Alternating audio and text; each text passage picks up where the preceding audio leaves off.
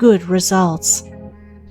A considerable portion of the happenings of life comes to us without any direct choosing on our part, and such happenings are generally regarded as having no relation to our will or character, but as appearing fortuitously, as occurring without a cause.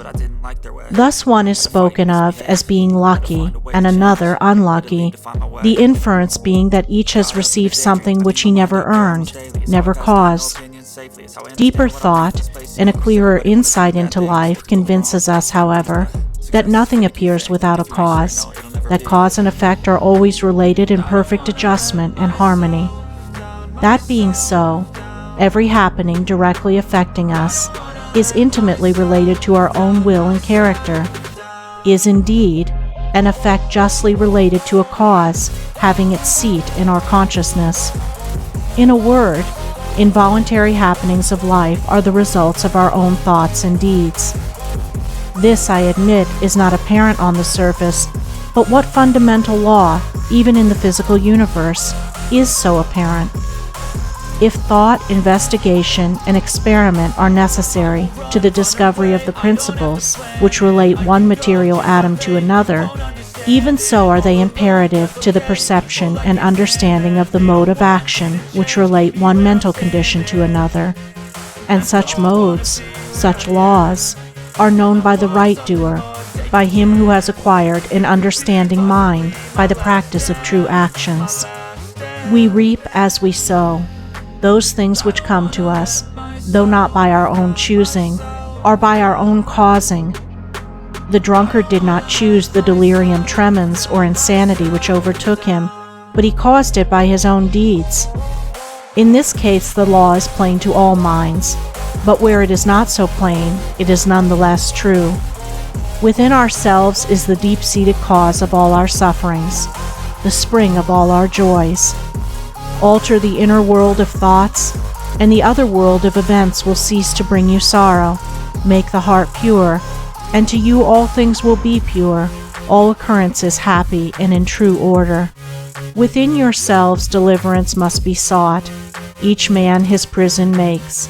Each hath such lordship as the loftiest ones. Nay, for with powers above, around, below, as with all flesh and whatsoever lives, act maketh joy or woe. Our life is good or bad, enslaved or free, according to its causation in our thoughts. For out of these thoughts spring all our deeds, and from these deeds come equitable results. We cannot seize good results violently, like a thief, and claim and enjoy them, but we can bring them to pass by setting in motion the cause within ourselves. Men strive for money, sigh for happiness, and would gladly possess wisdom, yet fail to secure these things, while they see others to whom these blessings appear to come unbidden. The reason is that they have generated causes which prevent the fulfillment of their wishes and efforts. Each life is a perfectly woven network of causes and effects, of efforts or lack of efforts, and results, and good results can only be reached by initiating good efforts, good causes.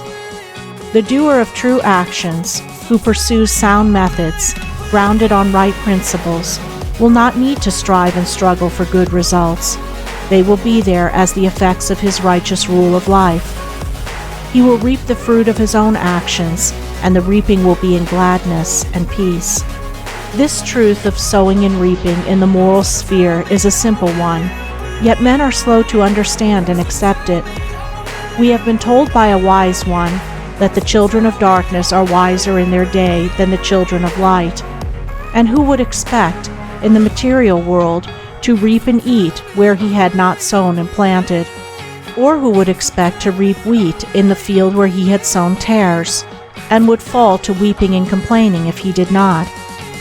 Yet this is just what men do in the spiritual field of mind and deed. They do evil and expect to get from it good, and when the bitter harvesting comes in all its ripened fullness, they fall into despair and bemoan the hardness and injustice of their lot, usually attributing it to the evil deeds of others, refusing even to admit the possibility of its cause being hidden in themselves, in their own thoughts and deeds.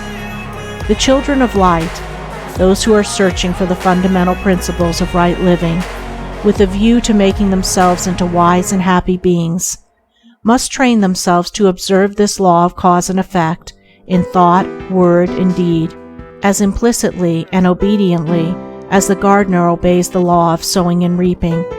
He does not even question the law. He recognizes and obeys it.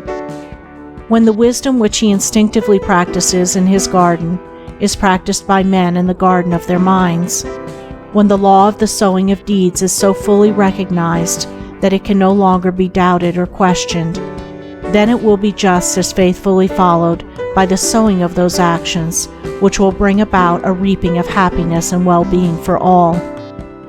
As the children of matter obey the laws of matter, so let the children of spirit obey the laws of spirit. For the law of matter and the law of spirit are one, but they are two aspects of one thing, the outworking of one principle in opposite directions. If we observe right principles or causes, wrong effects cannot possibly accrue. If we pursue sound methods, no shoddy thread can find its way into our web of life, no rotten brick enter into the building of our character to render it insecure. And if we do true actions, what but good results can come to pass? For to say that good causes can produce bad effects is to say that nettles can be reaped from a sowing of corn. He who orders his life along the moral lines thus briefly enunciated will attain to such a state of insight and equilibrium as to render him permanently happy and perennially glad. All his efforts will be seasonally planted. All the issues of his life will be good. And though he may not become a millionaire, as indeed he will have no desire to become such, he will acquire the gift of peace, and true success will wait upon him as its commanding master.